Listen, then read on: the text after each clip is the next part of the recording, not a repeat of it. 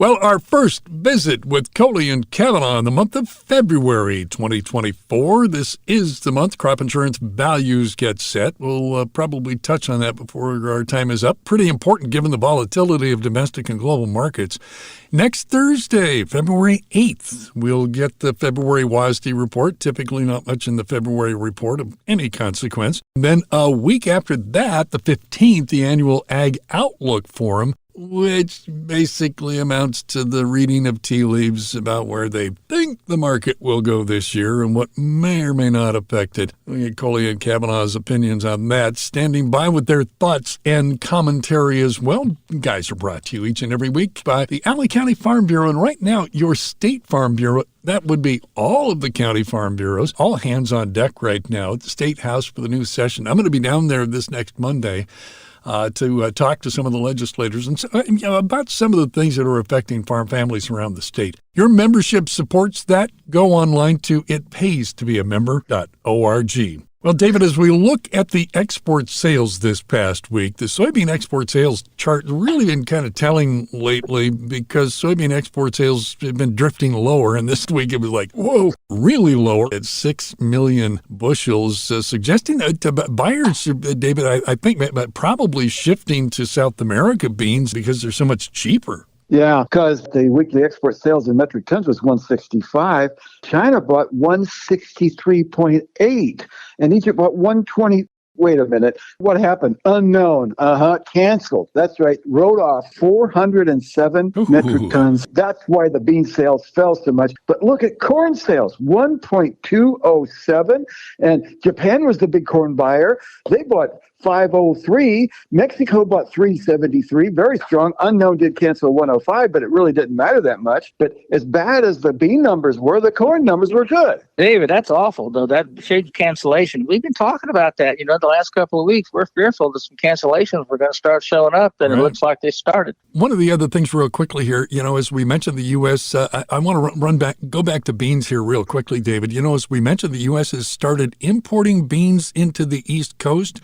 Yeah. Pretty sure that's about this $1.50 difference between U.S. beans and Brazilian beans. $1.50 difference, Rob? Yeah. Whoa. And if you're on the East Coast and you can bring them into a harbor from a boat, it's a lot cheaper than trying to truck them in from somewhere or railing them in from somewhere. And sure, they would, because the price, of course, is the big factor here.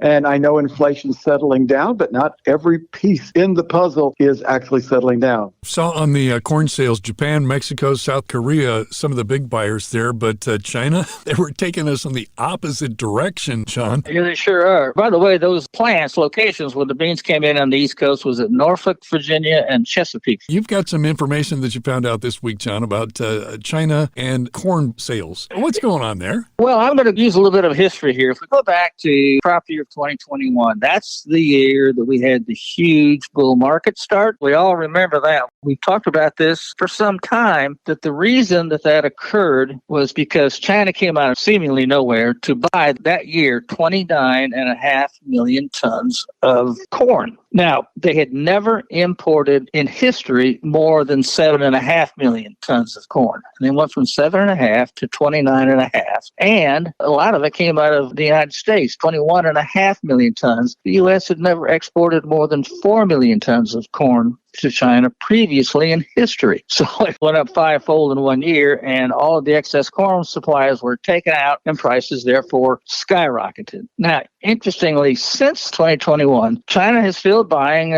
somewhere in the vicinity of 22 to 25 million tons of corn per year. Out of the U.S., though, that 21.5 has dropped the last 3 years, just 7 to 9 million. Whoops. Dropped off sharply. Now, what is one of the reasons why? We've talked about Brazil becoming a significant corn exporter. Let's go back to 2021 again. And guess what? Brazil exported in 2021 a total of 21 million bushels of corn. This coming year, they're expected to export 50 million tons of corn.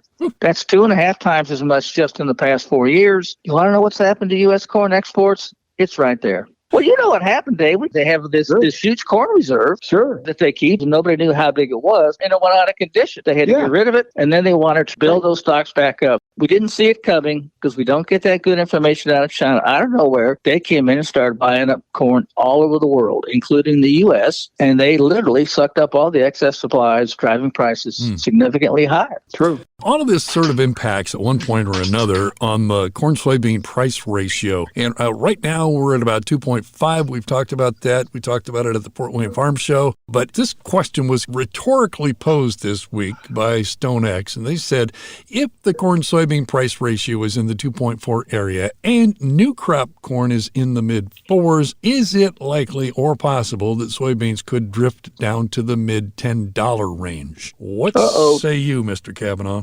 Frankly, from what I'm hearing from analysts around the country is that this coming year, given the current profitability of corn and soybeans, that we're likely to see a shift of 2 to 3 million acres of corn to soybeans. So the analysts are estimating, and we're going to start getting some numbers coming out in February. It's all guesswork at this point, of course, but we could lose 2 to 3 million corn acres. And at the same time, we're going to pick up at least 2 million, maybe 3 million soybean acres. Now, here's what bothers me. If we have good weather, by the way, I don't know if I completely agree with those numbers or not. Some people are forecasting an even bigger increase in soybean acres because of the more profitability of beans, at least currently. But the point of the matter is, we add those number of soybean acres to the pot. We have a trendline yield, and next year's carryover builds to, well, the government's estimating around 350 million, and some are even talking about 400 plus million carryover. Bottom line on that is very simple. If it happens, and it's a big if, prices are going to really tank. That's a burdensome supply of soybeans. It's going to be one of the highest numbers in years, and one of the highest ratios, carry-out ratios in years. And that means sharply lower prices. Now, you guys can argue with me on this one.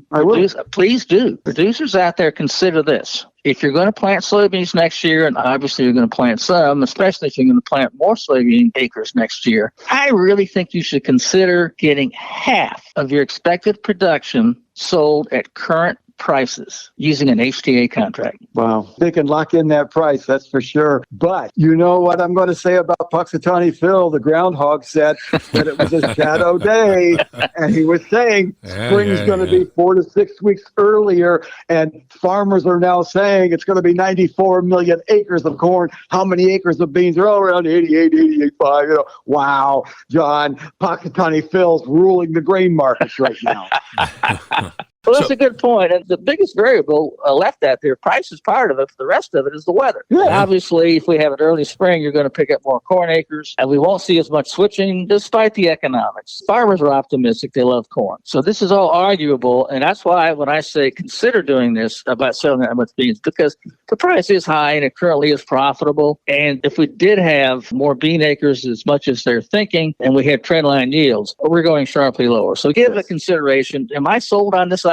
Of course not. That's a bold thing to do this early. That's it right there. Think about it. And David, when we talk about weather, one of the things that comes to mind for me is, because you've mentioned this so many times before to us, is about the safrinha corn crop in Brazil. Clearly 3/4 of what they grow down there, and it has had some difficulties weather-wise. And I'm just kind of wondering about how the safrinha corn crop, if there are big issues with it because of weather, is going to impact on this conversation. Oh, definitely so, because they're really pushing exports hard from that safrinha corn. They're using the regular corn they plant first for animal feed, but that rest of that corn all has to go to the export market. And the deal is with El Nino. The South Americans are talking about it, and they see El Nino continuing. In fact, the latest Argentine forecast was 10 to 16 days of hot and dry coming in Argentina. How much would affect Brazil? I don't know. But the point is, with La Nina there, I'm banking on some more weather issues developing, especially in the next few weeks before the end of February. Yeah. All right. Well,